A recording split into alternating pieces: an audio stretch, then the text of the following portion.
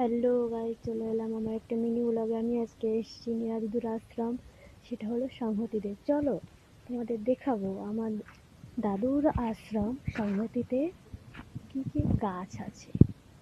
দেখো দাদুর ভক্তরা কত গাছ লাগিয়েছে, আমি তো অবাক যে এত সুন্দর সুন্দর গাছ আছে এখানে। চলো তোমাদেরকে একটু দেখাই। গাইস, এটা হলো চুই শাক গাছ বা চুয়োর গাছ। লোকজনে পাতা নিতে নিতে দেখো গাছে ফলনই কম, ফলটাই কম। এই দেখো, এটা হচ্ছে ফুল, কত সুন্দর দেখতে।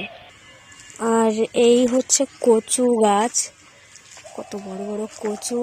এখানে তোমার সংহতি হচ্ছে নিচু জায়গা, তো এখানে বর্ষাকালে জল ওঠে, তার জন্য কচু গাছগুলো মরে মরে যাচ্ছে। অনেক কচু গাছ লাগিয়েছে, এই দেখো কত সুন্দর সুন্দর। এটা হলো ছোট গেট, যেখান থেকে আমি ঢুকেছি। তোমাদেরকে বড় গেটও দেখাবো। এই হচ্ছে আরও চুই শাক গাছ, দেখো কতগুলো। আর কত বড় বড় কচু গাছ দেখো।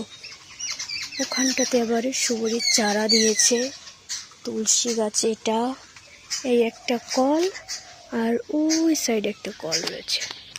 এখানটাতে ধান সিদ্ধ করা হয়। আর এই হলো তোমার চুই ঝাল গাছ বা চুই ঝাল গাছ, যে যেটা বলে। দেখো কত মোটা মোটা আরো রয়েছে, তোমাদের আরো দেখাবো। এই দেখো কত বড় একটা কচু।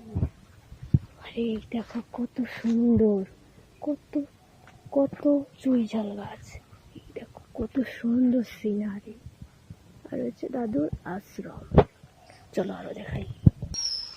এই দেখো আরো গাছ, এটাও একটা চুই শাক গাছ বা চুর শাক গাছ।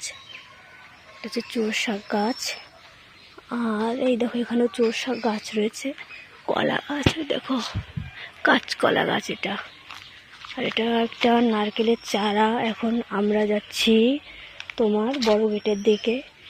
এই দেখো একটা বেগুন গাছ, গাছে ফুল এসছে। ওইখানটায় আনারস গাছ লাগিয়েছে। এইটা হলো আম গাছ। অ্যাকচুয়ালি তোমার আম গাছে চুইঝাল গাছগুলো খুব ভালো হয়। চুইঝাল গাছ খুব ভালো হয়, তোমার রান্না করে গলেও যায়, খুব সুন্দর। এই দেখো কত মোটা মোটা, এখানটাতেও আরও রয়েছে। এই দেখো কত মোটা মোটা, গাছের নিচ থেকে উপর অব্দি দেখো সব জায়গাতে। ওইটা দেখছো ইটের রাস্তা, ওখানটাতে হচ্ছে তোমার বড় গেট। চলো ওটাও দেখাবো তোমাদের। আর এই দেখো কত কচু গাছ,